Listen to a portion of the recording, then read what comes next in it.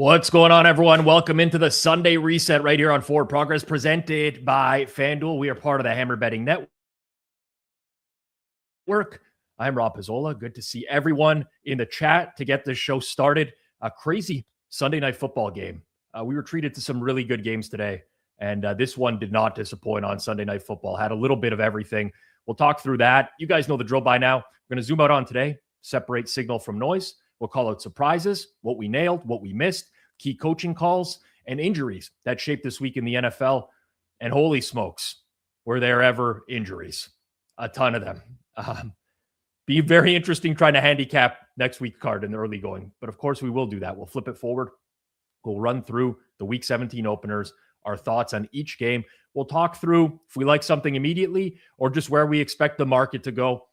But we'll try to find some bets. If you're watching live, hit that like button down below so more people can find this in real time. We're also trying to get to 10K subs here on Forward Progress YouTube. So if you would consider subscribing, that would be very much appreciated. All right, let's get into it. Joining me tonight, per usual, Clive Bixby. How are things? Good. Let's get 10K subs. Let's go. Good week. It's been, man. Good season. It's been that season. I don't, hopefully this doesn't create false. I'm not complaining, but I'm not complaining. Lots of people would take winning very regularly, but the expectations are pretty high for me on a weekly basis right now. The early window today had a very ugly bet in Miami. I'm like, damn, man, this feels like shit. Tried to zoom out. I'm like, I'm up a lot this year. And then it actually just ended really well as well. So just pretty crazy. Let's start with Sunday Night Football recap here, Clive. Sure. Yeah. I mentioned this on Pizza Buffet this morning. We talked literally just for 2 seconds before we came on air here. And we were both talking about the closing line in this game with Baltimore just getting steamed a little bit more. And we discussed this, I guess, on last week's show on Sunday about how there just might be some appetite in the market to bet against New England. It's hard to say whether or not it was a deserved result. Lamar Jackson got hurt for the Ravens, left the game. Snoop Huntley came in. But on the Patriots side, I don't know that I've seen a single game this year that saw as many in-game injuries for one team as what the Patriots dealt with tonight. They come from behind, down 10 points in the fourth quarter. Like Drake May, just incredible. There's some stuff working against them. There should have been like a 50-yard defensive pass interference against Kayshon Boutte, a play that he got concussed on. He got tackled on the play. Somehow no DPI, but all in all, just a crazy finish to Sunday Night Football. Crazy finish. You and I just talked about this. I've always been somebody that really does respect the market for the most part. I've done a lot of top-down stuff, and now for the most part, I'm doing some version of a hybrid of that. And even today, we talked about it last week that we thought late money would probably come in on Baltimore again, and it did. I actually did nut up and make the Sunday bet after the line move, but those always feel good. You're right, though. I mean, a lot of in-game injuries for the Pats as a whole, but counter that with Lamar. There was a point in the game where the Ravens were just running at will. I'm like, oh no, this is just gonna be bad. Coming out of the half, Snoop Huntley there, they're just giving the ball to Derrick Henry. He's picking up some chunk yardage, and it looked pretty bad. But yeah, at the end of the day, it's just a weird one. There's obviously some sort of end boss that's betting at post for a serious amount of money. Typically when that's happening, I'm checking with other people that I respect in the space just to see where they're at. And everyone's just like, yeah, we're playing New England here. Don't really understand it. I saw the late inactives in this game. It was very positive for New England with the amount of questionables that they have. It just ended up being Robert Spillane out at linebacker. But yeah, it's tough. I mean, I'm just processing it in real time and looking at the box score. 6.4 yards per play for New England, 6.1 for Baltimore. Seemed like Baltimore was converting a lot of third downs in the game, and that checks out. 7 of 11 on third down. Only 3 punts in total. For anyone who had the over, G-Stack George, triple hammer this week on Tuesday. What a sweat to get to the window. But yeah, I don't know. It's tough for me to evaluate these games after the fact when so many things deviated in game. You know what I'm getting at? Yeah. I mean, there's kind of a lot to process, but I mean, the Pats still had like a 53% success rate. Like they had no problem really moving the ball on their end too. A couple of turnovers, some they left more points on the board, I think, than Baltimore. But you're right; like they did have a hard time kind of getting off the field on third down. Hopkins made a great catch to keep Ooh. the drive going. I kind of feel like if that series doesn't continue, the Pats do kind of run away with it. But Yeah. that's the game, right? With that said, I can remember at least like 3 or 4 passes that were turnover worthy plays for Drake May in this Yep. one. It was pretty careless. Even a big third down conversion late in the game when he threw the ball, I thought it was going to get picked. I cannot believe that I think it was a completion. The out route? Yeah, the out route. Yeah. Just the corners were kind of playing it tight. Anyways, pretty interesting game there. Oddly enough, there was a better finish today. I don't want to say that there might have been. Lions Steelers was one of the wildest games, not only of the week, but of the year. Pittsburgh dominated on the ground in this. Pittsburgh had 230 rushing yards with a very high success rate. The Lions managed 15 yards on the ground. They had to live in Jared Goff drop back world today, which, I mean, I would have never believed it if you told me. Aaron Rodgers wasn't lights out, but the Steelers just kept finding answers, especially on third and fourth down. That's where they did most of their damage today. But Detroit Clive, they kept hanging around. They're going through the air. Jamison Williams, Khalif Raymond, big chunk plays, sets up that ridiculous final drive that comes after a missed Boswell chip shot. Like Boswell, one of the most consistent kickers in the league, indoor, misses a chip shot. Then you get late defensive pass interference on the Steelers, followed immediately by like a tripping penalty from Alex Highsmith. And then they work down the field. The game ends on an offensive pass interference against Amon-Ra St. Brown. And for 5 minutes, seemingly, the refs are just huddling and trying to figure out what's happening on this play. And then the head official comes out and makes the announcement, but makes it, he says the ruling on the field is a touchdown, is what he starts with. So the crowd is going nuts, but then he calls the offensive pass interference and says the game is over. Like, get that guy some secure. I don't know if he got out of the stadium. I don't know if he got out of Detroit alive today, but holy shit, what a finish that was. Yeah, I mean, the Lions had a 10% success rate on like early rushes on early downs on first and second. They couldn't do shit on the ground. And I mean, even all that being said, Jared Goff's ADOT was under 6. The end of the game, when the ref said touchdown, and I am not a rules expert, right? Like there was a lot going on in that play, but I'm like, he says touchdown, but wait, I'm like, I don't think this is over yet. And I did kind of feel for the fans. I'm like, oh, they think they've won this game like immediately, because you could hear it. You could hear the crowd reaction, like, hold on, and then it got worse. Yeah, it was funny because Aaron Rodgers gets interviewed post game right away, and I haven't seen this yet. Okay, so he basically compares it to. He's like 13 years ago, we played a game that came down to the wire, and he was like, it was with replacement refs. And he basically compared this finish to the fail Mary, Green Bay, Seattle with the replacement. Seattle, yeah, I remember that. Which is hilarious because these are not replacement refs; these are the actual refs. I will say, I felt that it was the right call. Like St. Brown pushed off there. I think there was a ticky-tacky one prior to that, which was very debatable, but that final play was offensive PI. And at the end of the day, it took him a long time to get it right. It was in hysterical fashion, built up some drama. Maybe Ramsey sold it a little bit, but I mean, arm extension that creates separation is a penalty in the NFL. And I thought it was the right call. Like not even having anything going on this game. No, me neither. I just watched as a complete fan, and I'm going to be interested to see, Lions Twitter meltdown this week, crash out time. Yeah. But the penalty before that against Pittsburgh was a little soft. It wasn't a makeup call, but at the same time, like it was the right call. And then, the clock expires on an offensive penalty. That's the end of the game. Yep. I'm glad Birdie brought this up in the chat. He says, did you know Mike Tomlin has never had a losing season? I believe it's 19 straight years now. And listen, I got to acknowledge that I don't know how Mike Tomlin does it.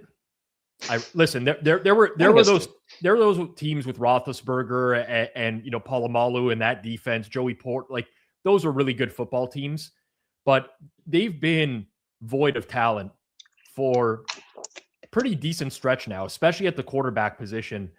At some point, you just I can't tip the cap because it's backwards, but I would tip the cap to him. Like at this point, it's kind of incredible. Like they wanted him fired halfway through this year. I would have fired him if I was in the position to do so. Again, they just find a way to get it done. I don't understand it. He is the ultimate floor raiser, I think, when it comes to a head coach. And listen, none of us are in those locker rooms. We don't know what gets said. We don't know what those practices look like, whatever. But I almost never feel like the Steelers are out of the game. Like, I don't know what the fuck is going to happen, but somehow the Steelers are going to crawl back into a game or somehow turn out a win. And that happened today. I feel very uneasy when I bet against Pittsburgh almost all the time. There's just something to it. But credit to him. I had to victory lap my Lions offseason stuff. Listen, they still have a chance to make the playoffs. I think it's roughly like 6 to 8% somewhere in there. Right now, a lot of things I believe Green Bay has to lose out, which, you know what? Green Bay doesn't have a quarterback right now. So, we can talk about Green Bay when we get to that game too, because I don't think LaFleur minds calling plays for Willis sometimes. I know. I agree. We'll talk about that when we get to that game for sure. With Detroit, listen, at the end of the day, I think all the points I made in the offseason that I got berated for, which were that there's some attrition on the Lions O-line. It's not going to be the same. Coaching makes a difference. I mean, who knew that losing Ben Johnson would hurt the offense overall? Can you believe that would have happened? Anyways, that's a lazy take. I never got that, but go on. I think a lot of people listen. We have the hindsight of now having seen 16 weeks of the season, and I think a lot of people thought that Dan Campbell was the guy. And I'm not shitting on Dan Campbell; he's fine, but clearly the offense wasn't the same this year. Obviously, they had a lot of injuries. You got to take that into account. The secondary's been decimated, just like it was last season, for sure. That makes a difference.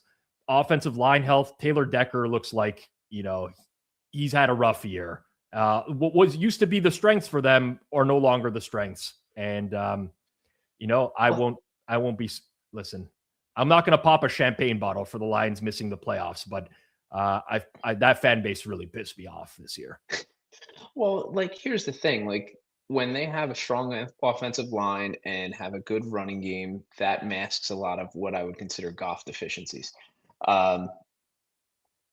And they were on the wrong side of variance this year with injuries and stuff too. I think everything that could go wrong for Detroit did. I don't think any of the points that were made by anybody in this network though before the season were invalid. Hope is not an effective strategy.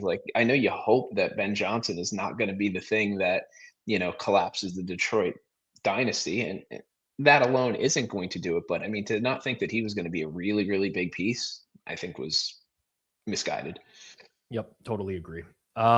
Big game in the afternoon window. It looked and felt like a big Jacksonville statement win on the road. I mean, the box score I looked at after the game, and it shows that Denver was right there. I'll talk a little bit about that, but listen. I bet the over in this game.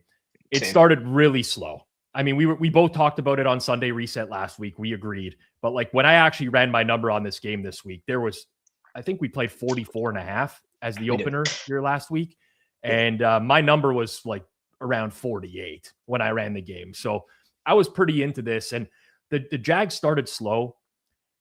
It took a while for this to get going. The game kind of flipped. There was a ridiculous cross-body throw from Trevor Lawrence to Parker Washington that I think kind of got them in rhythm.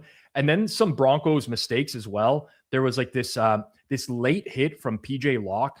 It was a roughing the passer call, which the play was blown dead. And he couldn't hear it was blown dead because it was so loud. And from that point on, Lawrence was very good in high leverage spots. He hit down the field throws. The Jags were stretching the field. Bo Nix, he struggled to get into it. I mean, it was a very inconsistent performance. He had like a wide open miss to Pat Bryant. He had a couple misses, like a couple of easy misses, but that's been him all year. Like not all year, often, right? Like he's been very inconsistent. He's had a couple of good weeks recently. That hit to Trevor Lawrence though on that, like I thought he had whiplash. Like I thought he might leave the game. It looked worse, I guess, than it was. Trevor Lawrence is playing at a really high level. He is. I mean, listen, I'm the idiot who thought the Jacoby Myers trade was a waste of time for Jacksonville. I think they gave up a 4th and a 6th. Their GM is pretty young. I'm like, I don't know that this guy knows what he's doing necessarily.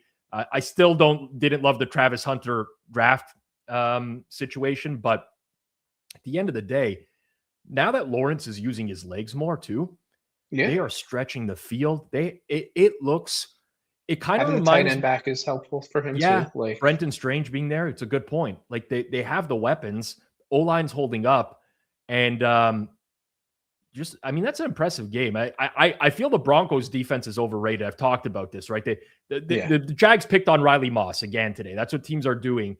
But still, 34 on the road after a slow start. Liam Cohen right now, if he hasn't moved out to the coach of the year favorite, like him and Ben Johnson got to be side by side. Yeah, I feel like we talked about this in the beginning of the year too. I was kind of like high in the Jags because of Cohen, and I thought he would maybe unlock something in Lawrence, and it just didn't happen right away. I mean, if they weren't leading the league in drops, they were second or third. Like they've had a lot of drops early in the season, and Hunter didn't seem like he fit in any logical way. But the offense the last 3-4 weeks, while they haven't played great defenses, this week the Broncos created some pressure. I mean, this was, again, we like the over, but Jacksonville really only had a success rate just under 40%.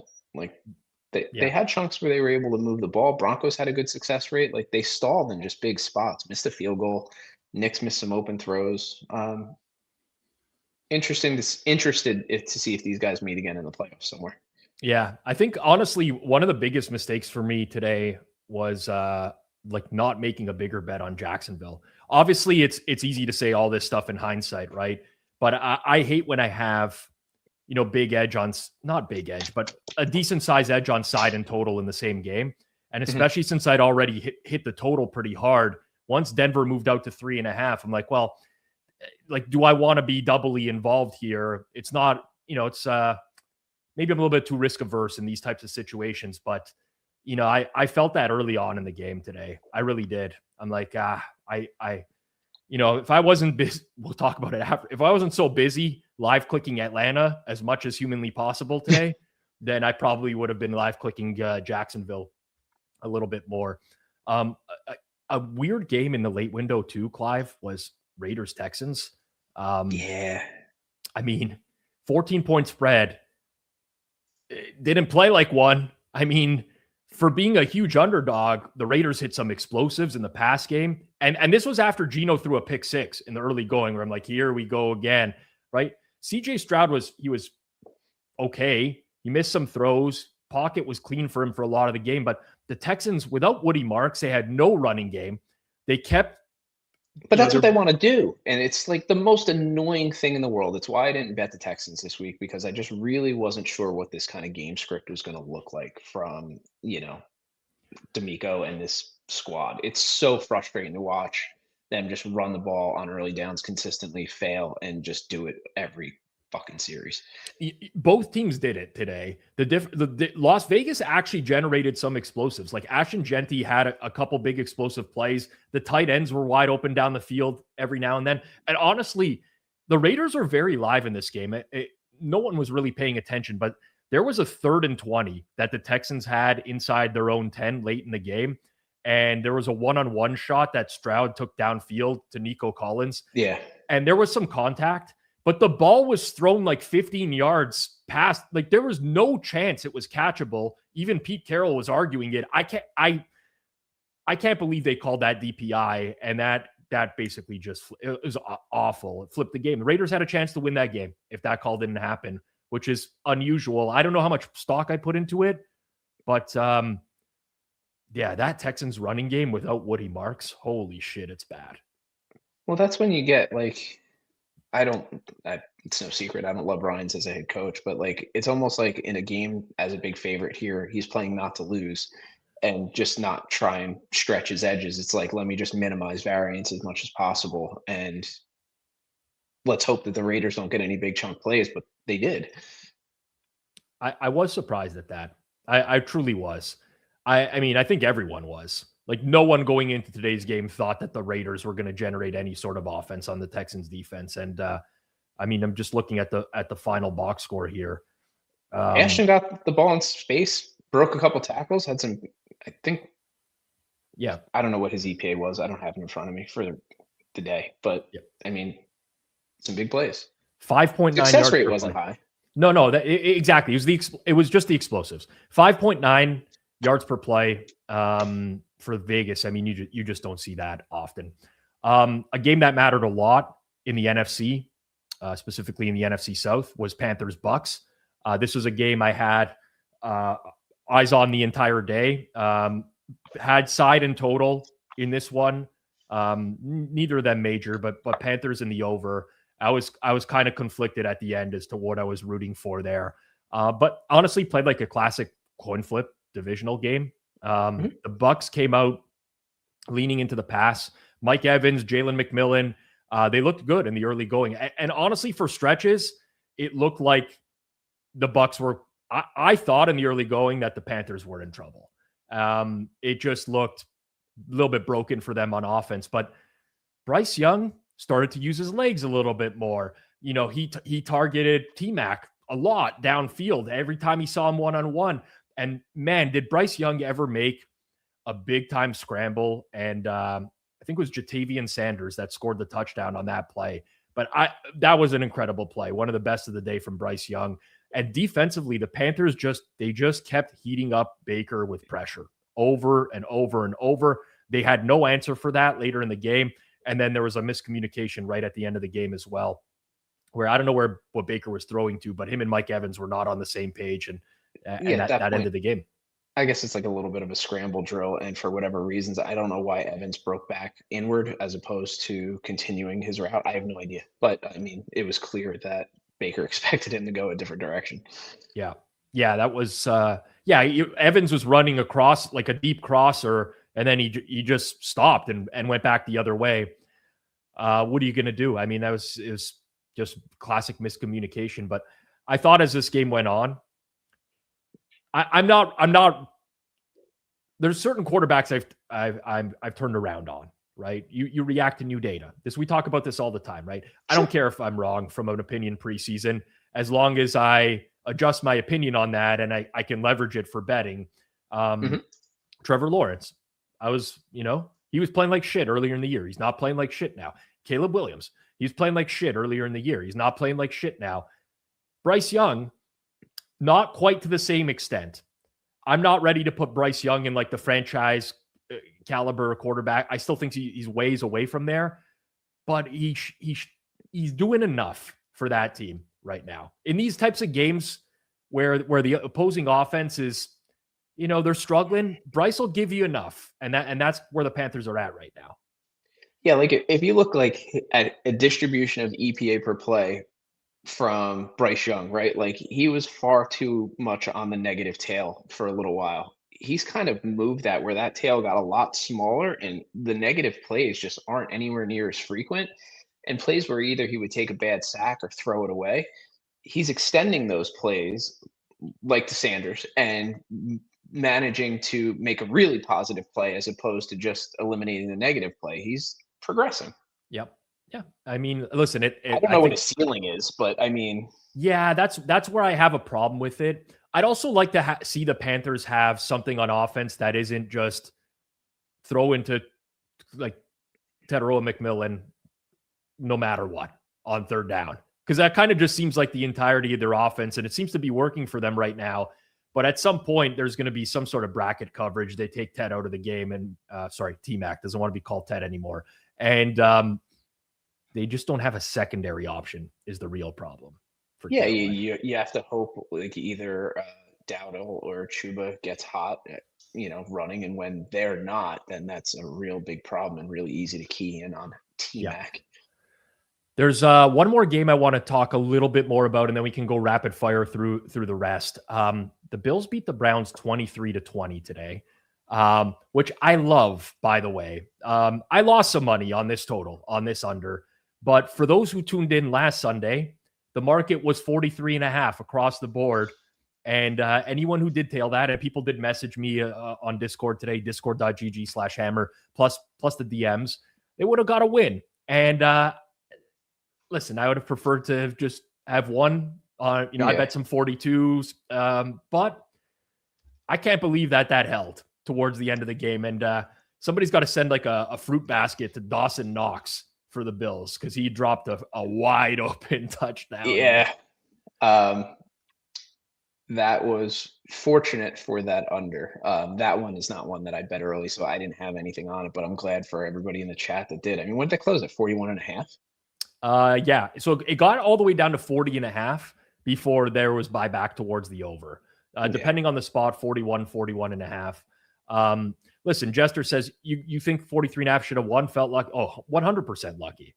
I mean, it was a lucky win, but you get the best of the number, and sometimes you try to maximize. Yeah, exactly. You're just trying to maximize your chances to win. Yeah. The range on Shadur Sanders on a play-by-play basis always makes me laugh. First of all, like this guy throws so many of the interceptions he throws are these tips that like I don't know if he's telegraphing passes or whatever, but there's so many balls that get tipped up in the air at the line of scrimmage whenever this guy throws. His legs are obviously a huge asset, and he can bail himself out of trouble with his legs. He holds the ball for so long, but every now and then he makes like an amazing throw downfield. It's just all over the place with him in any given week. So much sack yardage too. But Buffalo, man, they were awful passing the ball on late downs. They had a 0% success rate on late down dropbacks today. Huge negative EPA. Clive, I watched the Bills and I watched the way that they scheme their offense. And there's a point in the game today where I'm like, holy shit, this running game is nuts, man. They are just blowing the Browns off the line of scrimmage. James Cook has anything. Ty Johnson looks great. But, I see Josh Allen throwing these screens and like these, so many of these like lateral passes. They run this offense like Mitch Trubisky is the quarterback like you have Josh Allen, and it's so frustrating to watch the Bills. I think that's ultimately going to be their undoing, is that they have an elite quarterback and they don't use him as an elite quarterback. They just have him do the most simple things. I don't remember if it was our chat or if I was saying this in another chat. It seems like the only way you get Josh Allen is if you're down 2 scores or, you're down 10 in the second half. Otherwise, it's this whole different game plan.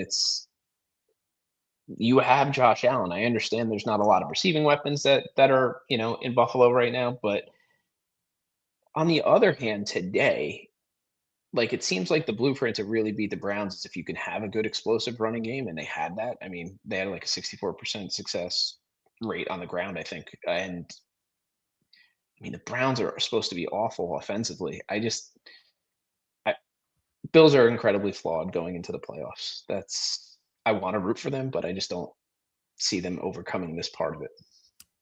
So many teams are incredibly flawed that it could be the year. Who knows? This could be the worst iteration of the Bills, and it could be the year for them because this might be my favorite playoffs that I'm looking forward to ever because it's so ridiculously wide open. Yeah. One weird play in this game, I think it was towards the end of the first half. Josh Allen took like a 20-yard sack, almost a safety. He just kept running back further and further. Listening to the commentators try to explain that play, I don't know who was calling it, but I was just dying of laughter. Like, you could see the tip of the ball barely got out of the end zone. And then it's like, no, that's not like this was forward progress. Had nothing. Anyways, I digress. It's a story for another day. Could have led to like a really bad sequence. They had to punt out of the end zone. They did punt. Cleveland ends up with a field goal attempt. They missed the field goal, of course, before the half. But anyways, weird game. Really weird. Yeah, and talking through who was going to get credit for that sack, Oh yeah. whether or not it was going to be Myles Garrett, and he somehow ends up with a half a sack there. Like, not a big scoring guy, but I don't know how that's possible. I gotta tell you that was a very egregious score. Listen, like Myles Garrett had the immediate pressure, so I can see why, but he wasn't anywhere near Josh Allen when that sack ended up happening. Like it was the rookie Mason Graham from Michigan that was like all over him, Allen, in that play. That like finger poke of doom vibes to it. Like, yeah. Really weird. Okay, lots of the other games were blowouts. We'll go through these pretty quickly. Chargers Cowboys. Man, the Chargers offense has been stuck in the mud for several weeks because of the O-line. You wouldn't have known that today. I mean, Herbert was slinging it all over the field. Found the team to get right against, and somehow the Cowboys couldn't generate any sacks against that offensive line, which is bizarre. Quinnen Williams late scratch, that kind of came out of nowhere. I think a lot of people were expecting him to play. Dallas just couldn't do anything. I mean, the Chargers looked. Quentin Johnston was making some insane catches down the field. I don't know what to take away from that. I still don't believe in the Chargers O-line. They actually lost more O-linemen today. We'll talk about that one a little bit later on. I feel like this just might be the Cowboys defense returning to form from earlier. You take Quinnen Williams off the field, and I mean, they had multiple injuries as well. Deron Bland didn't play today. DeMarvion Overshown got injured. Not good. Yeah. I didn't do anything in this game. I kind of regretted not betting the Chargers. That was one that I was kind of on the fence on this week, but whatever. Yeah. Man, if you bet the over at 50.5, you fucking sweat this one out. And it looked like it was going to be the easiest winner ever. Second half, the scoring just stopped in this game, which was unusual. Bengals Dolphins, that's one I got to own as getting completely wrong. I will say it's wrong. I'll still make an excuse. I don't even want to make an excuse. There was a borderline offensive PI that wiped out a really big Dolphins play, and then they fumbled on the very next snap. And from there, it was just Cincy just sat on the gas. I don't think we were going to win. But once you get Quinn Ewers, like in these obvious passing situations, game was over at that point. But the Dolphins couldn't get off the field. I mean, another game where fucking Joe Burrow, he could have fucking took a nap with the amount of time that he had on some of those dropbacks. It was just absurd. I didn't see a lot of this game. I did see the penalty that you're talking about, and that felt a little light. But I mean, Burrow, this team has just been a machine. Did they punt today? Like I have no idea, but I'm looking at EPA, I'm looking at ADOT, I'm looking at completion percentage and success rate, and I'm just wondering, did they punt today? It says they punted 4 times. Really? Feels wrong to me. One wrong. At the end, 2 at the end of the fourth quarter, the last 2 possessions, and then all right. I like the early.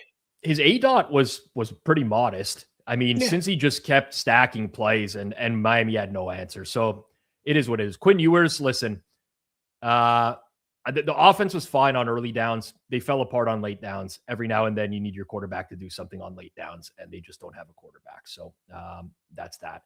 Jets and Saints had some Saints, played them in circa millions as well. I was like not really comfortable for a lot of this game. It just felt like one of those where the Jets were hanging around and the Saints couldn't get anything done. But what frustrated me the most watching this game were the Taysom Hill packages, right? Like I sent the message on that like last week. I'm like, are we not done with Taysom Hill yet? Like, is this still a thing? Like, why? Well, I bet the second running back for New Orleans over on rush yards, as did Fezzik. And you're not the only one. Yeah, Evan Hall had 5 carries for 3 yards, but like it kind of came out of nowhere. Like they weren't talking about this at all this week. Taysom Hill is like their leading running back today. But what are you gonna do? That was as time went on, the Saints just eventually fit. Like the Jets were 2 of 15 on third down with Brady Cook taking 8 sacks. Like it's not real, not a real team. Yeah, the Saints was my other. I ended up going with the Bears for our circa, which I will admit was a lucky result. And Saints was my second choice, and the first half, as I'm watching, it's just going to be like kind of a back and forth field goal fest, and like the Saints aren't going to be able to get the ball in the end zone and cover a bigger number, but they ran away. Yeah. Vikings Giants, Ugh. 16-13 Vikings. Very misleading. Vikings should have won this game by margin. The Giants passing line is somehow like actually worse than it looks. They did not complete a pass to like midway through the second quarter. It was disturbing how bad their passing game was overall. Minnesota should have had a couple of more scores. JJ McCarthy, at least one. He threw like a gorgeous ball in the end zone that got dropped by Jordan Addison. He had an interception later on in the game that he threw directly into Jalen Naylor's hands, and he bobbled it, and the defender picked it off. There was a big swing in this game where the Giants got a pick six, but it came back because Abdul Carter lined up offsides. So instead of a defensive touchdown, Minnesota turned that drive into points. Eventually, JJ McCarthy gets knocked out of the game on a fumble six, which is like the only way the Giants can score. But even then, it didn't feel in doubt. And I got to tell you, all the hype around like Jackson Dart in the early going, for me, that's completely gone at this point. Completely. Oh, I was not a huge tilt, but I live in the New York, New Jersey market, right? Like, and I hear some of these WFAN radio hosts, and one of them was going off on this thing where you absolutely can't trade Jackson Dart because you have a good quarterback right now, and you can't draft somebody early in the first round because, like, if you trade him and he ends up being this great quarterback, and the other guy's, I'm like, are you out of your mind? Like, what are you watching that makes you think Jackson Dart is like a franchise quarterback, like right now, where you wouldn't take the first pick and use it on a quarterback? Like, come on.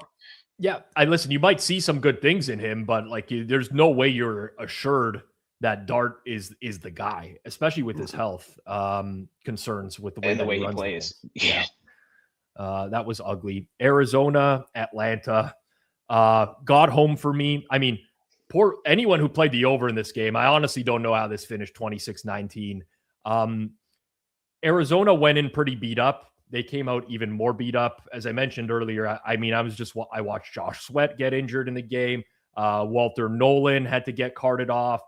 Garrett Williams at cornerback, Achilles injury. At one point in this game, the starting center left for Arizona, which meant that they were actually without all five starting offensive linemen. And I feel like Atlanta deservingly covered the game. It got dicey at the end because the Falcons had two consecutive fourth and shorts that they went for, and they got stopped on both, which kept Arizona in the game and likely kept the game under as well. But I don't know that I have any more to say here. I think people really overrate the Cardinals with the amount of injuries that they have going with right now. Yeah. One of our loyal viewers, Durso, and I were chatting about this game and maybe how to approach it from a betting standpoint on the totals. And I ended up not pulling the trigger on the Falcons team total over, but not getting the actual over. If you had it, I feel for you today. Yeah.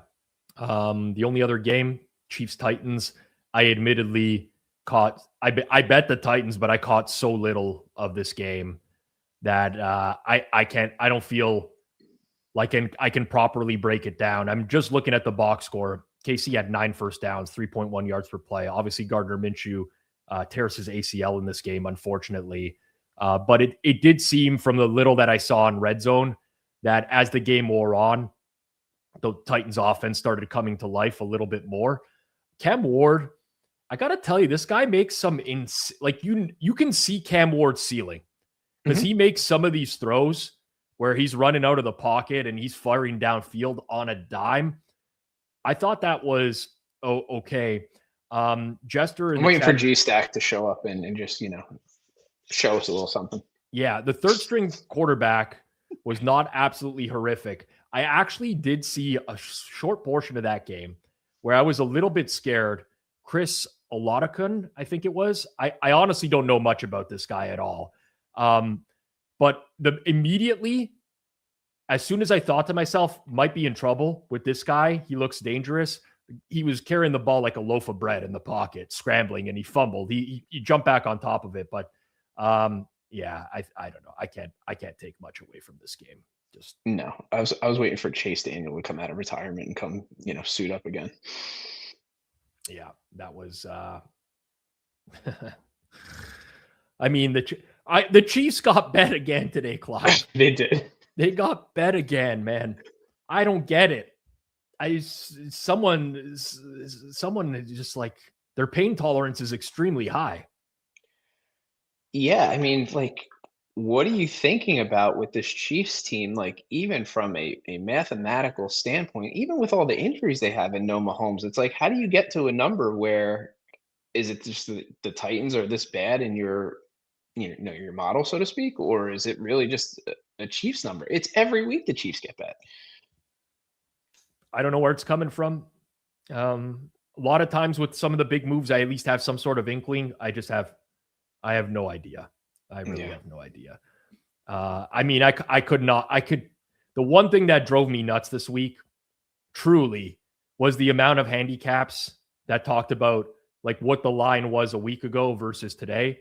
It wasn't just Mahomes that was out for the Chiefs, first and foremost. Secondly, Mahomes behind a beat-up offensive line is very different than Gardner Minshew behind that offensive line. Yeah, whatever. I don't want to victory lap it too much. I had a good day, and I don't want to rub it in too much more. Anyways, Clive, we'll move on here in just a second to Week 17. Before we do, FanDuel is a sponsor right here at Forward Progress, and they're always giving out great bonuses. This year, you're getting 7 straight days of holiday rewards, each one waiting in the app for you to unwrap. Each day brings a new way to play, so you just keep checking in and see what drops next, and it all leads up to the Christmas Day special where you can get something extra special. 7 days of gifts, one big finale. Your holiday football just got a whole lot brighter, and yeah, there might be some ugly games on Christmas this year, but bonuses help get through those. Head to fanduel.com/forward progress to get in the holiday spirit. That's fanduel.com/forward progress. FanDuel, play your game.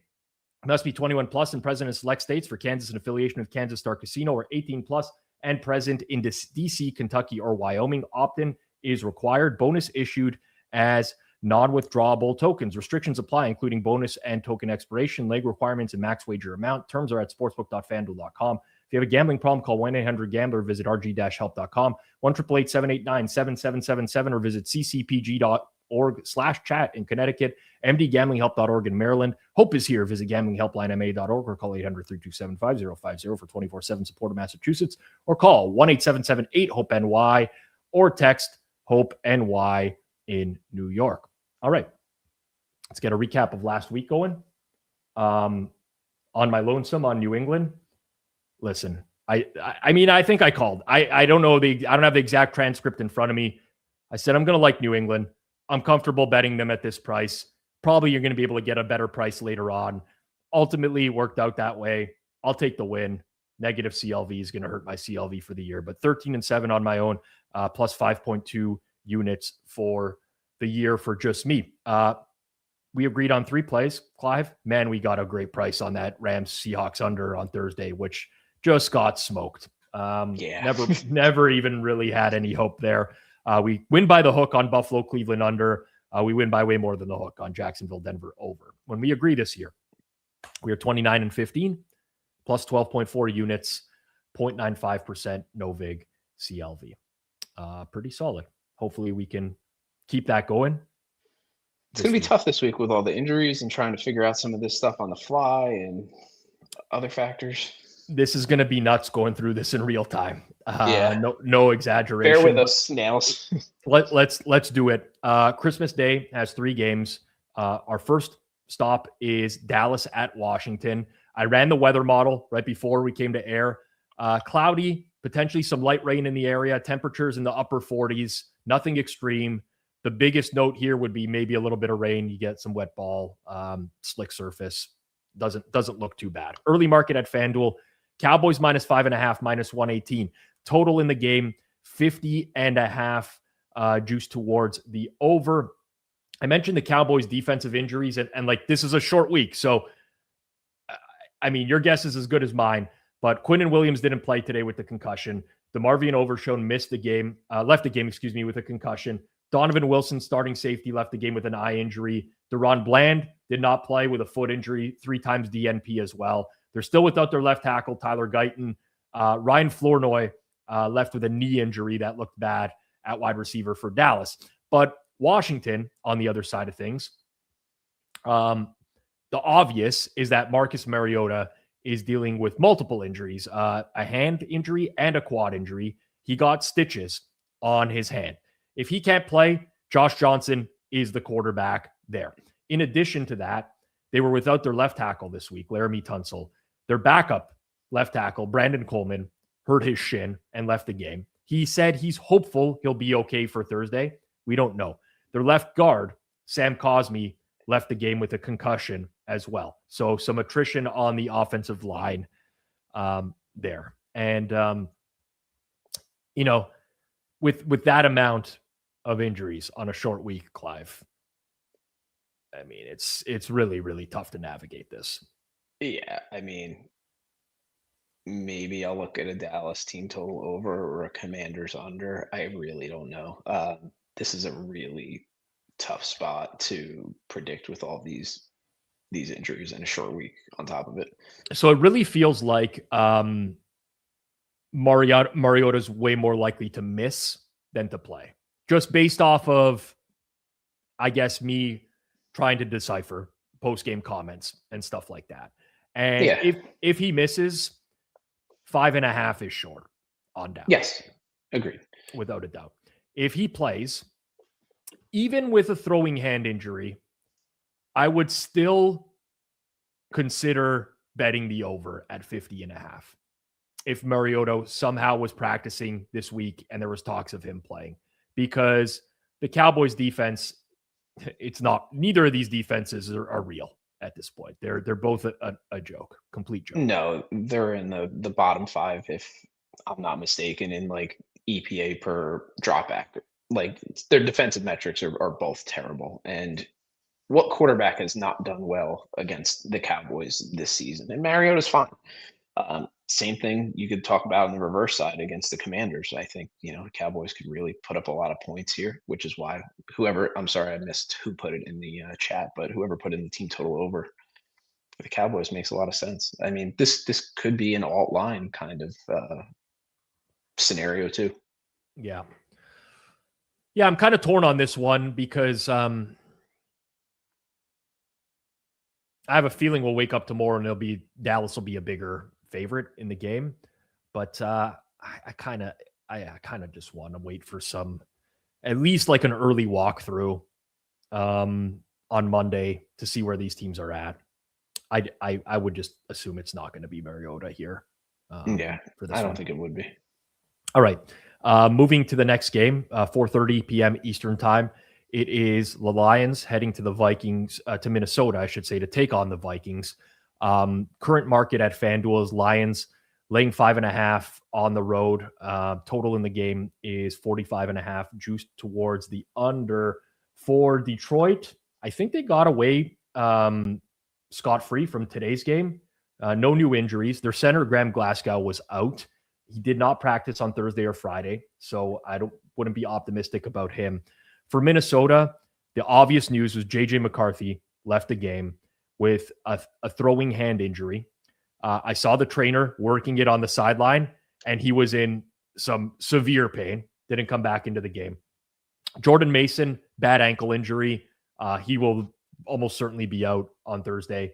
Ryan Kelly, their center, left with a concussion.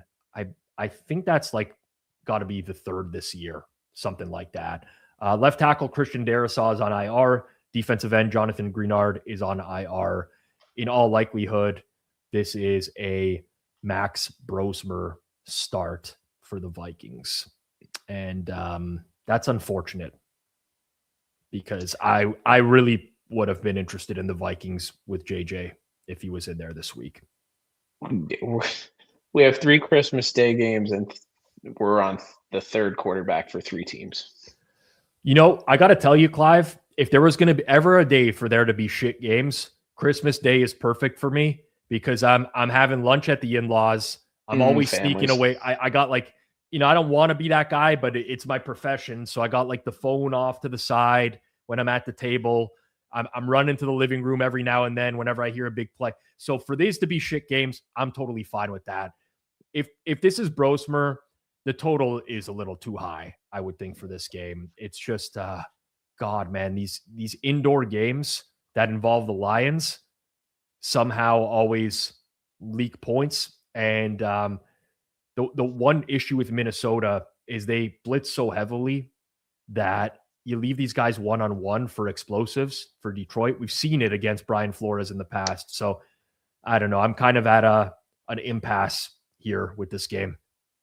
Yeah, I think if you force me to do anything, I might bet the game total under right now. I think I might like a Vikings team total under, as I get through, Monday and Tuesday of just looking over a few things. Yeah. This is just it's so tough to do this real time and just think through how much of an edge or where these numbers are really going to go. That's what we're trying to do. We're trying to get people really good numbers as far in advance as we can. And it's just really difficult to do that. The look ahead in this game was Detroit -3.5. And, it's been bumped up to 5.5 with the likelihood that Brosmer starts now. I mean, listen, Brosmer completed a 3rd and 17 today on a pretty decent throw against the Giants defense. Maybe there's opportunity for success for him here, but I really would have liked Minnesota even at 3.5 with McCarthy in this game. Think he got pretty unlucky today as well, and his stat line kind of looks like crap, but it's drops were just a big issue for them. I'm not buying Detroit. It's a lot of pressure on them to win this game as well. Yeah, it'll be an interesting game. Christmas night, 8:15 p.m. Broncos go to Arrowhead to take on the Chiefs. Denver is an 11.5 point favorite on the road at Fanduel. In some spots, under 37. They are as high as 12.5, 13 as well. And the total, yes, 36.5 juiced over here. This gives me the vibe. Last year, week 18, Denver needed to win the final week of the season, and Kansas City rested everyone, and Denver just fucking annihilated them. How do you bet the Chiefs at this number? It's basically Denver or nothing. I mean, the advanced line was 5.5. What did we learn today? We learned that Gardner Minshew tore his ACL. So you're now a 3rd string quarterback. We also learned that if Kansas City had anyone on the injury report, they didn't play him. They just said, nothing. Did they suffer more injuries today? No, I can't say that they did. But are they going to be rushing to return anyone? Is Rashee Rice going to be rushing back off a concussion? I don't think so. Pat Bryant for Denver, he got hospital balled on the field. So he's the other injury to watch. But that was bad. Yeah, I couldn't click the Chiefs under any circumstances at these prices. In fact, with where the market's at right now, you can make a decent argument that Denver -11.5 is worth a click here at FanDuel. Yeah, I think it might have value right now. I could see a world not scary enough, but where the Broncos cover this over almost all by themselves. What is this, an implied total of 12.5 for the Chiefs? When's the last time that happened? That's nuts. Yeah, it's pretty crazy. Also, just from a pure home field advantage perspective, primetime game at Arrowhead usually carries with it a large home field advantage. Who is going to be going to this game on Christmas night? Is it not going to be just a bunch of Broncos fans traveling to Arrowhead? Am I out to lunch on that? You chat, tell me if I'm out to lunch on that, but not for the betting standpoint of it, but just remind me, if Denver wins this game, do they clinch the division, or do they still need help from the Chargers? Well, they're still. Let me pull up the playoff picture really quickly here. I actually looked it over like 17 times today, and I still can't remember. So Denver, I mean, I know they've clinched a playoff spot, right? They're 12-3. Yes, they have. Chargers are what, 11-4. 11 So 4. yeah, I just Chargers. don't know breakers and all that other shit. Anyway, this is going to get ugly for the Chiefs, I think, really quickly. Every KC fan I know has sold these, says Kyle Bash.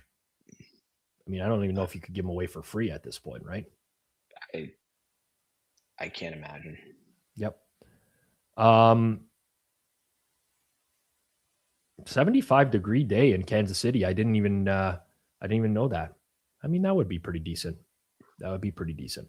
All right. Saturday's got 2 games. I'm going rotation number order here. So we're actually going to start with the one that's at night, which is now, man, this was looking to be such a good Saturday night game, 8 p.m. Eastern time. Lambeau Field, cold night football. Daytime, about 40 degrees. But by kickoff, you're in the 20s. You're falling.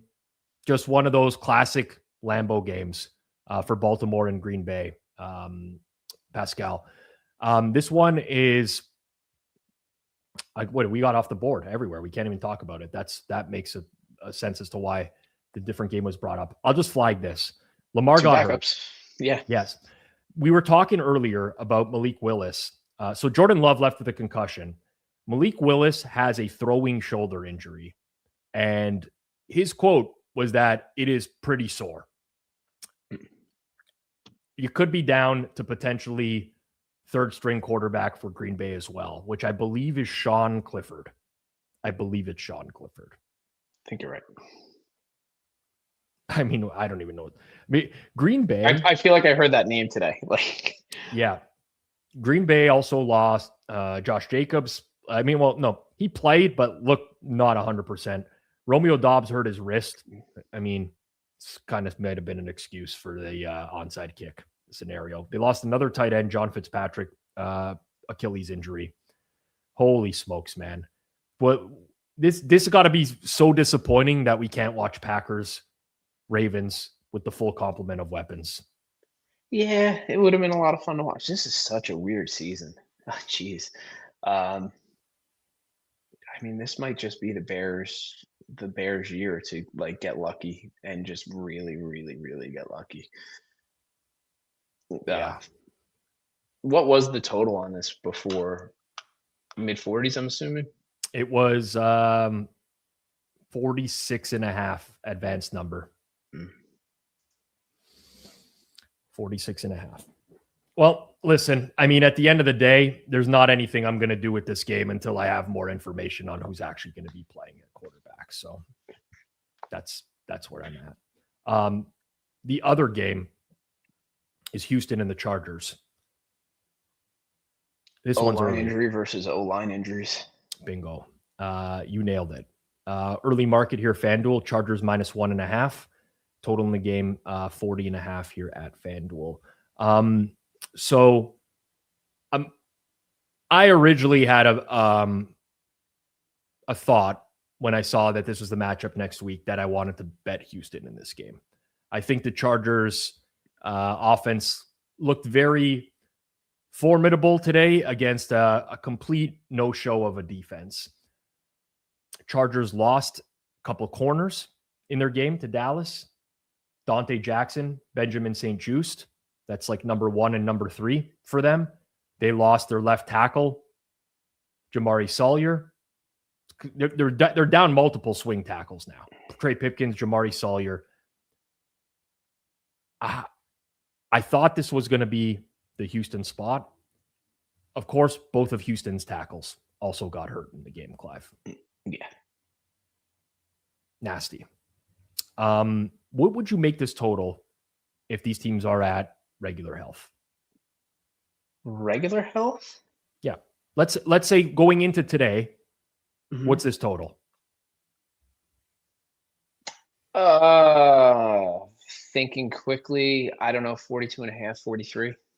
Okay. Because I was lower than that going into today. I was probably around 41. Are we talking about the Chargers' full complement of offensive linemen, or are we just talking about what happened from today? I'm thinking earlier. let me rephrase the question. Yeah. If these teams played today, like throughout their games, Houston didn't play the Raiders, the Chargers didn't play the Cowboys. They were meeting in LA today. What would the total of this game be? I think maybe 41. So that's kind of where I was at, roughly. You take away 2 more tackles for Houston, another tackle for the Chargers. Second Mountain says Rob has been wanting Clive to say under for about 2 minutes. Yeah, kind of that's where I was going with this. No, I'm going to say under. Don't get me wrong. Like at this number with these offensive line injuries and where they're at now, yes, I am definitely saying under. But I don't know. I mean, does this get down to 39? I don't know. I feel like this is probably going to close 39 and a half, maybe 39. I don't know how much room there is. I look at the upside in again, anytime I see tackles injured across the board, like literally across the board in this game, potentially, I got a feeling that this is going to drop. The Chargers are going to be missing, if they're missing Dante Jackson, Benjamin St-Juste at corner, they are going to sit in a ton of zone, which they already do. They're going to try to force Houston to methodically work the ball downfield, which Houston seems incapable of doing for large portions of games. And then once they do get down the field, they're going to have to score in the red zone. I think it's a little too high. And as that happens, the 40 and a half disappears. 40 and a half is a click now if you have it anywhere left. Yeah. I think that was the best number in market. I think everywhere else is 40, and I still do think there's a little bit of value at 40. Agreed. Nothing crazy. As this week goes on, I could see myself getting involved in Houston. I just don't have enough information yet. All right, let's go over to the Sunday slate. We'll start with Arizona at Cincinnati. Early market, Bengals -6.5, -115. Total in the game, 52.5. Juiced towards the over. So I mentioned the Arizona injuries from today, which were plentiful. Their center did return to the game. I don't foresee that they will try to bring Paris Johnson back from his knee injury early. Like the season's over. I don't know why they would do that. Makes no sense. Josh Sweat was in and out of the lineup all day today. Foot injury, then an ankle injury. Walter Nolan's knee injury is very serious. I think that's a season-ending one. Garrett Williams carted off with an Achilles injury. For Cincy, nothing new. I don't see how the Arizona Cardinals are going to get any stops in this game. And I think that the Bengals -6.5, -115 should be clicked immediately. Yeah. And I think this probably adjusted. I have not looked at the look ahead to be completely clear, but I mean, was this more like 5.5 before? It was 5.5. Yep. Yeah, that's where 6.5 is a click now. I think so. I mean, early weather in Cincy looks mostly sunny during the game window. Temperatures mid 40s, mid to high 40s. Doesn't look like any wind is flagged. I don't see that as a reason to wait at all. The counterpoint is, do you just bet the over in this game if Cincinnati's going to score at will?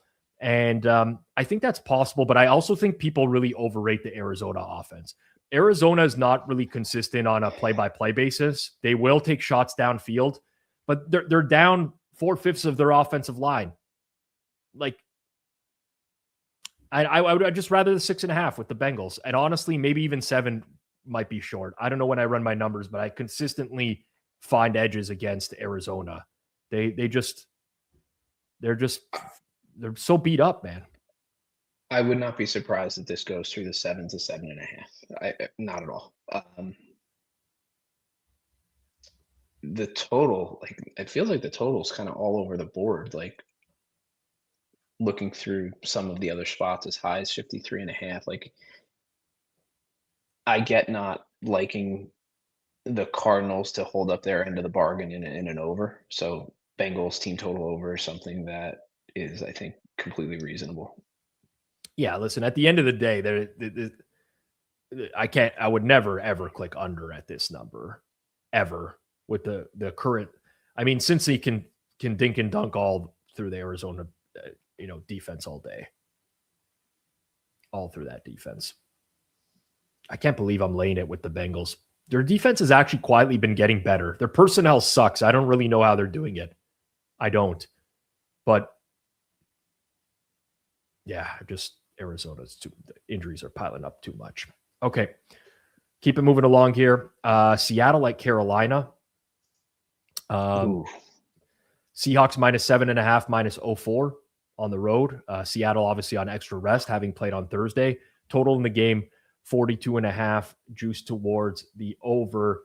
Definitely, just like every game this week, tons of injury stuff that you got to sort through. Seattle was missing their left tackle, Charles Cross, last week. He had a hamstring injury. He did not practice leading up to the Thursday game. He has extra time to potentially get ready here, but left tackle, hamstring, 3 DNPs. At best, I'd say that's a 50-50. Also for Seattle, Derek Hall got suspended on the defensive side of the ball.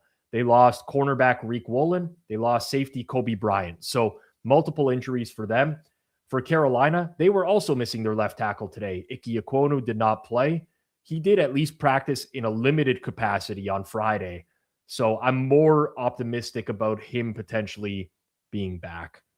I don't really know what to do with this one. It still is a game that the Panthers have to play for. It's not just coming down to the week 18 game against Tampa, because Carolina won today, meaning that if they win this game and Tampa loses to Miami, then Carolina could wrap up the division next week. So there's still some motivation on the Panthers side. Yeah. What do you think of the total? My first thought was, I think we're going to be in disagreement on this one. Okay. It looks a touch too low to me. No, so that's where I was going too. Like, I was actually thinking like this maybe should be an over spot where this probably goes to 43.5, maybe 44. But then I was going to ask you about the weather. Yeah, I mean, listen, both left tackles are questionable, so I don't want to click an over early. No, just for conversation. I also somewhat worry. I know Seattle had like really big second half against the Rams. I do somewhat worry that they've been figured out a little bit as well. But ultimately, 3 defensive injuries on the Seattle side of the ball. Let's say 2 injuries, 1 suspension. Carolina's defense, I still don't hold in super high regard. They played well today. I felt like this one would be higher, honestly, on open. This surprised me just from this particular number, but I guess it looks like the look ahead was more like 43.5 at some spots.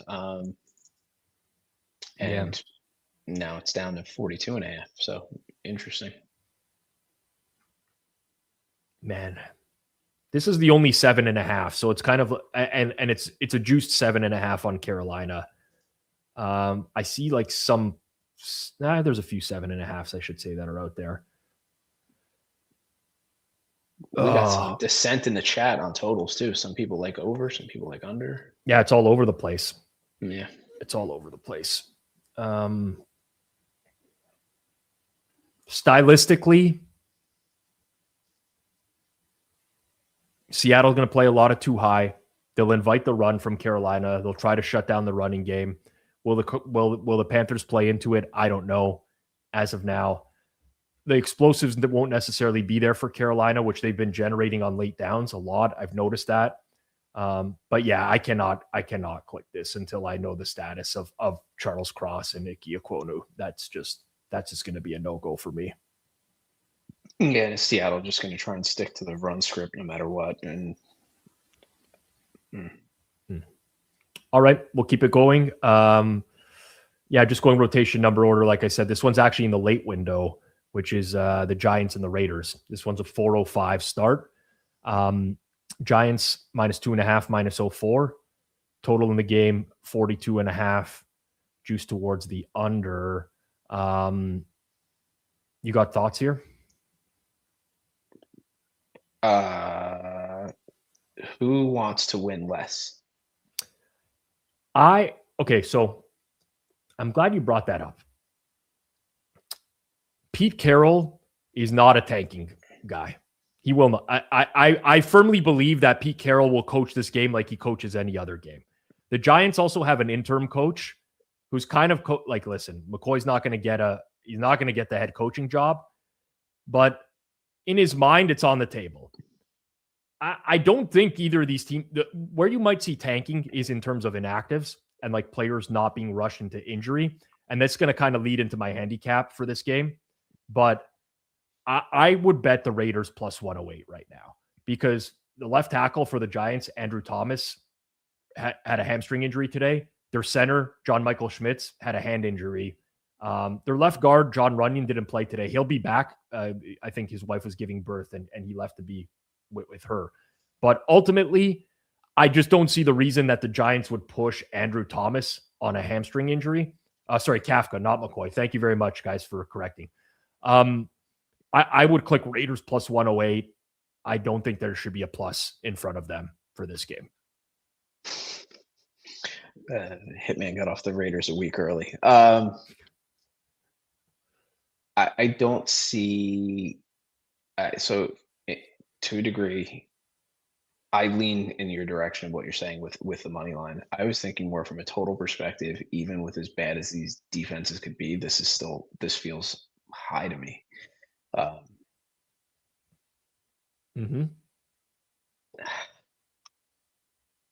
There's a couple of 42 halves in the market that are all juiced like this. Maybe it's not a click now, but it's something to kind of look at. I don't feel like this is going to get bet up. I think this only goes down, but I might be a little bit off on this one. I've been wrong on the Giants a bit. Of note, 2 weeks ago, the Raiders activated the practice window for their left tackle, Colton Miller. He went 3 times limited today. He's been out for a large majority of the season with a shoulder injury. I don't know why they would potentially bring him back, but there's just upside on the Raiders O-line and big time downside on the Giants O-line. And I think New York is terrible. I really think they're a bad football team. They don't even let Dart throw the ball really anymore. And when he does, he's just fucking deer in the headlights back there at this point. How long was it until he had his first completion today? And I mean, he threw an interception in the second quarter. I guess that was a completion. before he had a completion. Yeah, not what I meant, but it's accurate nonetheless. Yeah, I Giants favorite on the road is just an odd look to me. And the Raiders did generate a few explosives today. Geez. Yeah, like Vic is putting in the chat, the money line, that's easily the best price compared to spread lines. He's right. Yeah. Okay. Raiders plus 108 for myself, definitely here on the money line. I think there's just a lot of upside from an injury standpoint. Okay. Pittsburgh and is that our next stop? Yes, it is. Pittsburgh and Cleveland. Thank you very much, Pascal. Early line here, Steelers minus 5.5 on the road. Total in the game, 35.5, juice towards the under. Looking at the early weather report in Cleveland, listen, this can change on a dime. We're a week out. Looks like kickoff is low 40s, potentially some snow. Doesn't look too windy as of now. Am I drunk with looking at this line? Am I crazy on 2 separate fronts? It depends which way you're going with it. Okay. Cleveland is a click at 5. Somebody might say wait till 6 or whatever. You don't get like a lot of value in betting the 5.5.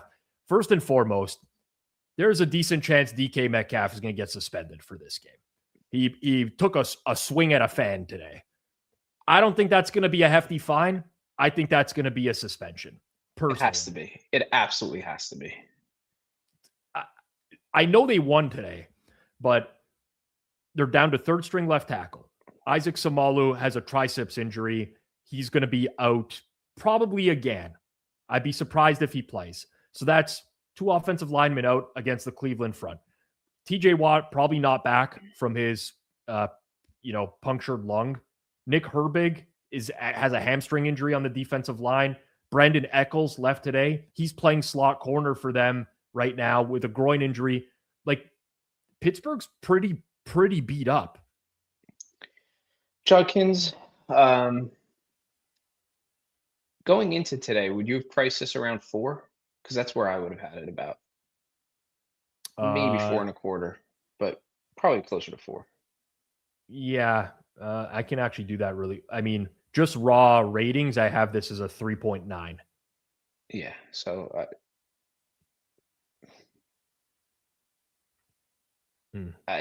this feels very heavy Steelers line.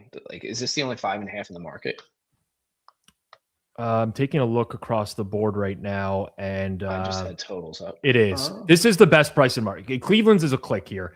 I would click 5. I would click 4. And I'm gonna like Cleveland in this game. Total.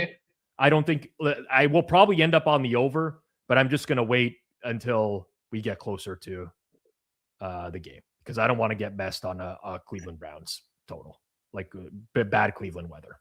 Yeah, fair. Yeah, 5.5's a click. Whatever. I'll deal with it. This is the game, Clive. This is the Myles Garrett to break the record game where the entire defense gets up. DK Metcalf is suspended. The Steelers play to run the ball 1,000,000 times. Shortens the game. Shedeur gives you a couple good throws. Makes you want to pull your hair out.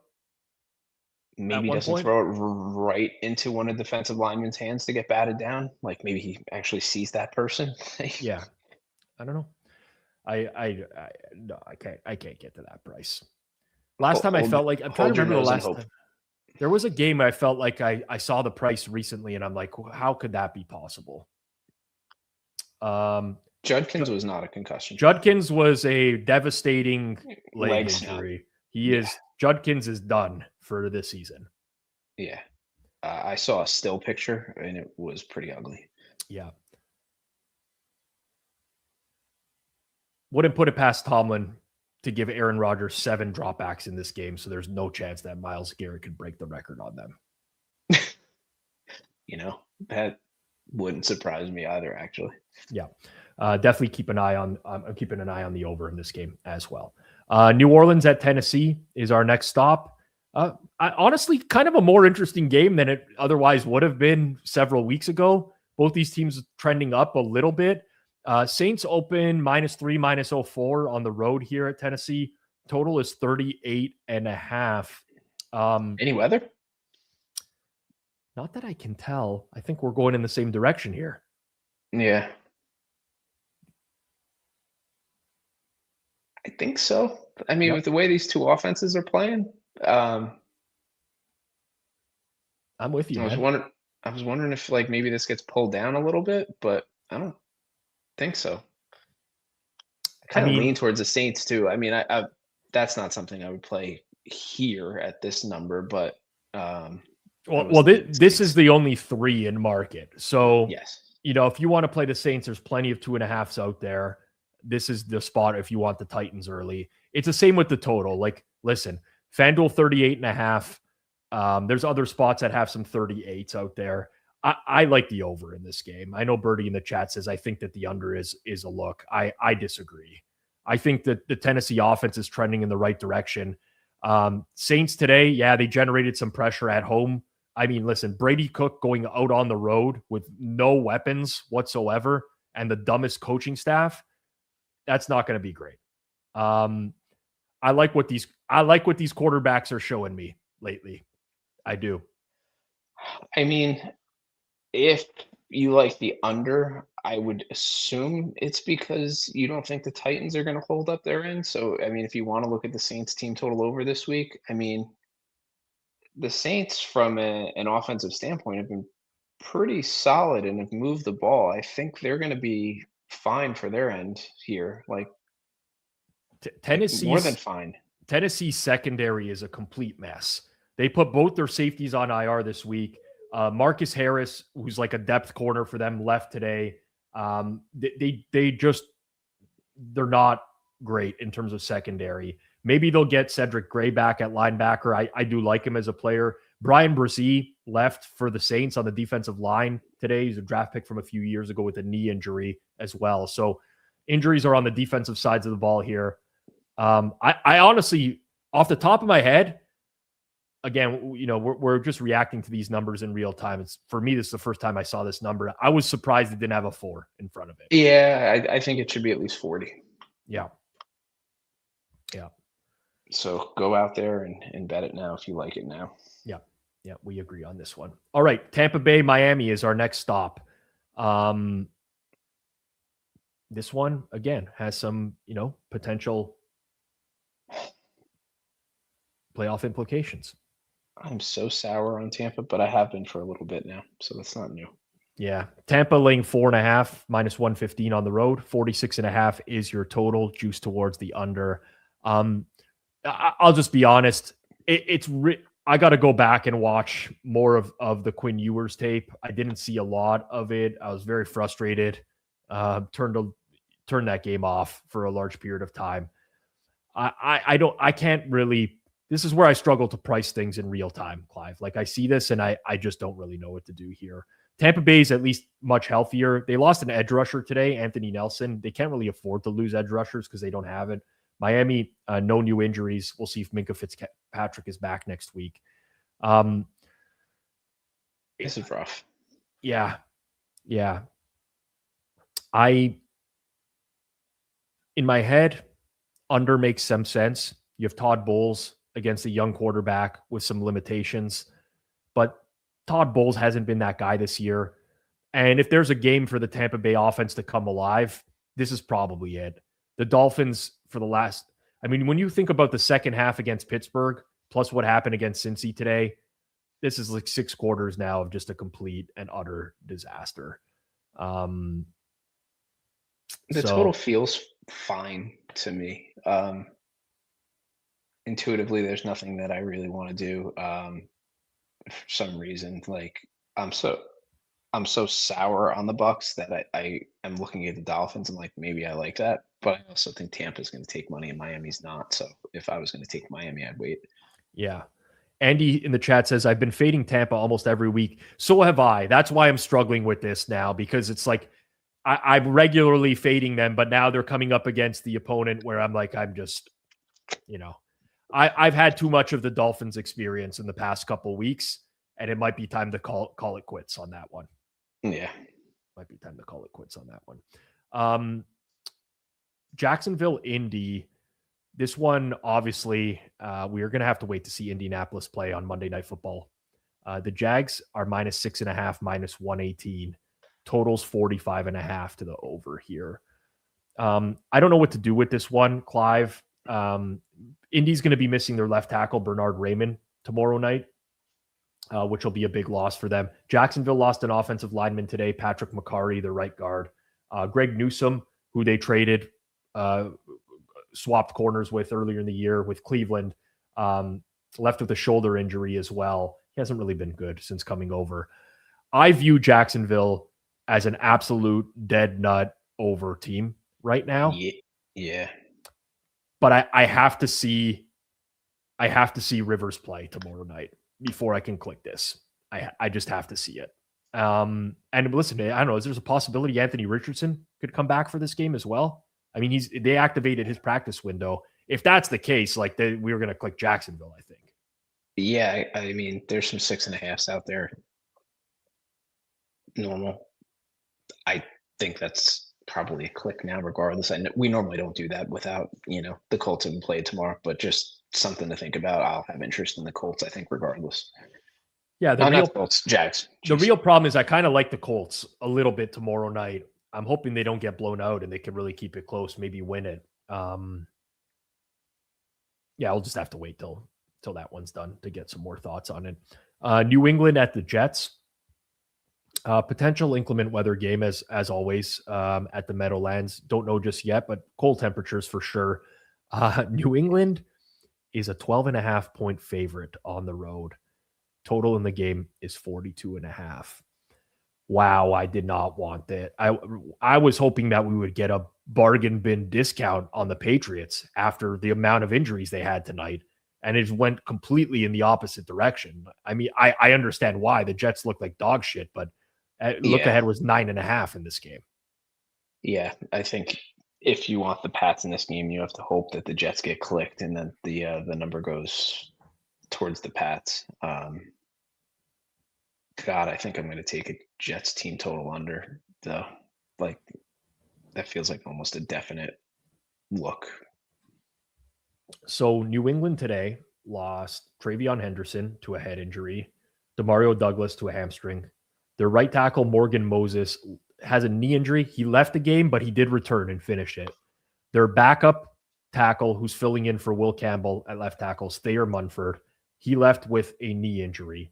On the defensive side, they lost 2 more defensive linemen, Kairos Tonga, nose tackle, Joshua Farmer, defensive tackle, hamstring injury. Milton Williams is still on IR. Robert Spillane missed this week's game, and he didn't practice at all. Charles Woods, a cornerback for them, left with an ankle injury. Pretty massive injury game for the Patriots. I have a question for the chat. Tyrod Taylor returned today. He dressed as a backup. Is there a chance they go back to Taylor or no? Or do they just ride Brady Cook and just see what they have for the rest? I mean, it would probably just make sense that they go Brady Cook to the rest of the year. Games are being missed, right? That's what I would expect. Mm-hmm. I don't see the upside of, although I don't think there's anything there in Brady Cook. And I mean, maybe somebody clips this in 5 years, he's Tom Brady or something, but I don't really think that's the case. Yeah. I missed Kayshon Boutte as well, head injury on that DPI at the end of the game. Yeah, I don't know. I'm struggling with this one. Had it in my head that there would be a chance I could bet New England, and I just don't think. I don't see it now. I just figure if I know that it's been publicly said Aaron Glenn's going to be back next year.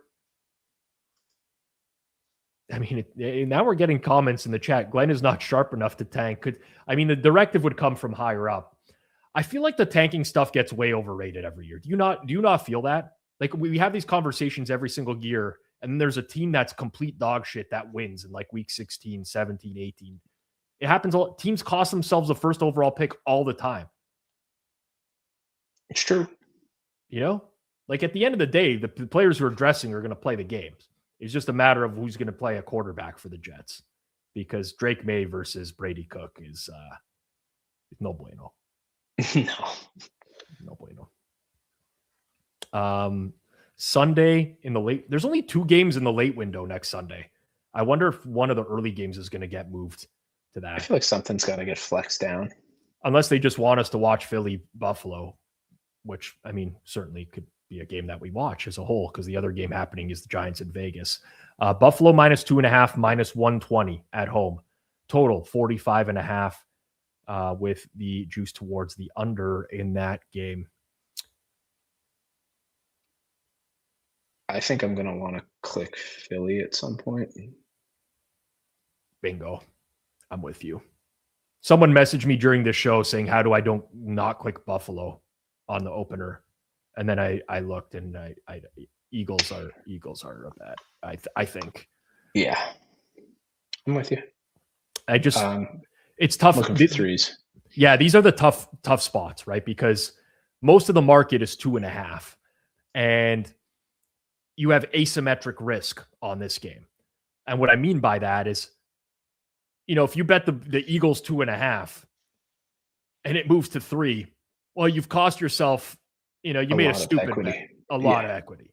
If you play the Eagles 2.5 and it moves to 1.5, well, you didn't gain much. Yeah, exactly. So I'm going to like the Eagles here almost certainly. Lane Johnson, I think, is going to be back for this game. They were targeting the Commanders game or this game. I think that's a possibility. Maybe Jalen Carter as well, although both of his shoulders have been pretty messed up.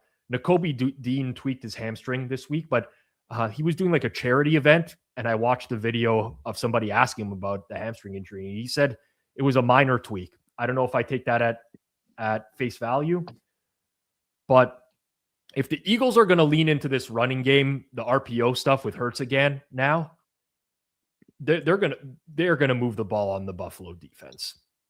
Yes, they will. If that opens up Barkley, I'm gonna like the Eagles, I think, this week. Mm-hmm. I like them now, but I mean the point that you make is exactly why we don't bet the 2.5s now. Yeah. Well, I mean, I look at this game, and the Buffalo defense is a very weak link. And the Eagles offense can be at times, but fundamentally here, we heard from Sirianni down the stretch, we're going to get Jalen Hurts more involved in the running game. And it just never, ever materialized. But now it's starting to materialize. And listen, I don't think it's going to be a great offense, but it's going to be better than what it was earlier in the year. And that's where I'm at. I could bite on some of the money line prices out there as well. 126 at Fanduel is decent. There's some 130s. Yeah. Can the Eagles manage to get the 1 seed? No, right? No. I don't think so. Eagles are the Seahawks are 12-3, 10-5. I mean, it would take a lot going right for the Eagles. I just don't see how it would be possible. I don't see how it would be possible. They're playing for playoff positioning. I mean, some people might argue both teams are really at this point. Even if they got the 12 wins, that would mean the Bears would have to lose their last 2 games too, because the Bears would have the tiebreaker. Yeah, plus there's the Rams as well, who I think have 1 win more than the Eagles on top of it. So, yeah. All right. Eagles, we'll wait and see.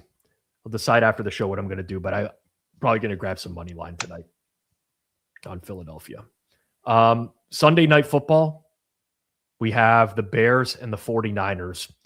49ers -3, -105. Total is 50.5 in this game.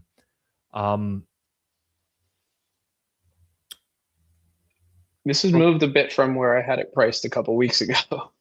Yeah. The Bears lost CJ Gardner-Johnson, which kind of sucks for them. He'd been filling in on the slot for Kyler Gordon, who's on IR. So they might not have a pretty good job. Yeah, I thought so too. Took like a really bad step in the end zone and hurt his knee. If Yetur Gross-Matos is not back for the 49ers on the defensive line tomorrow night, which I don't think he will be, there's a chance he's back next week. I mean, the Bears are going to be on extra rest. The 49ers are going to be on short rest. I think I like Chicago in this game. I don't really have a good feeling on the side. Depending on how San Francisco comes out of the game tomorrow, I do think I might like the over. So here's what the problem that I'm going to have with this over. Subjectively, or like, I agree in principle. You have Ben Johnson, Kyle Shanahan, offensive geniuses, head-to-head. I don't believe in either of these defenses, but San Fran's just always going to play to limit explosive plays. That's just the way that they're going to play defense. The Bears, probably down another corner, maybe the same thing. I feel like this is going to be such a run-heavy game, and the total's in the 50s. That's a very good point, especially with the way Ben Johnson's been scheming things. I could see that, and I did not think through that at all. That type of game script as well would make me like the Bears more too. Yeah, well said. I mean, the XPS man says you're going to get a better Chicago number after Monday Night Football. I don't think I agree. If the 49ers rout the Colts, right? Like, who's up? It's going to be like you just beat Phillip Rivers. Congratulations. You know what I'm saying? Yeah, like what's the upside? It's like, beating up a 45-year-old man, like when you're a 25-year-old prize fighter, like you're supposed to win that match. So like what is going to happen there positively? Like you literally only have downside. And on top of that, the luxury of betting the team that's already played is we know where they stand. For the 49ers, I mean, I don't know that it's going to happen. Like, I'm actually not going to name any players, but anyone could get hurt on the 49ers tomorrow. In fact, it's likely someone will get hurt on the 49ers tomorrow. More likely than not, someone's going to leave the game. So you have, like, again, more asymmetric risk with this. I think Chicago +3 is a good bet here. I do. I think they're very live. They just consistently hang around in games. They're well coached. And the 49ers just don't have the defense, in my opinion. I mean, maybe Ricky Pearsall not even back next week as well. Yeah. I'm on the fence there. Okay. Monday Night Football is our final stop, which is Rams and Falcons. Rams -8.5, -05 is our number on the road. 49.5 is the total. Rams on extra rest. Maybe get Devontae Adams back. Kevin Dotson, the right guard, one of the best offensive guards in the league, left last week's game and was seen in a walking boot after the game. So that's of significant concern. No new injuries for Atlanta today.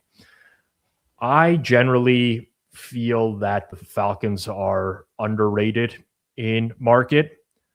I'm not sure I can get here, though, but I'm not going to lie. There's a little bit of temptation for the first time in a long time for me to bet against the Rams at this price.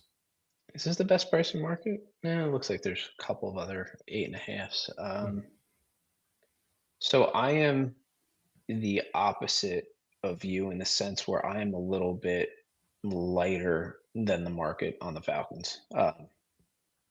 So I don't think we're that far off. It's not like I have the Falcons 2 points under market or anything like that. Right. But I might, because of that, I think I might be higher on the Rams in this particular spot, like with 7.5s. I mean, I'll pull up these. I've bet the Rams a lot recently with mixed results. I won't. The Thursday one was just like a really tiny cross that I ended up getting lucky on the spread there. I played them against the Lions the week before. I played them against the Cardinals. I played them against the Panthers and lost that one. Played them against. I mean, I'm going on this 5 weeks in a row of being on the Rams. So that's a team that I can get behind for sure. Falcons with Kirk Cousins. I mean, they've been very like. I know they got smoked by the Seahawks at home, and that's going to be like the one that people draw a lot of comparisons to. Game was very close at the half. It was 6-6. Wheels fell off in the second half. It was really sparked by the Seahawks defense forcing turnovers and starting in good field position. I mean, it could certainly end up that way again. Yeah, maybe I just hold off here and we just wait to see how the Devontae Adams situation plays out.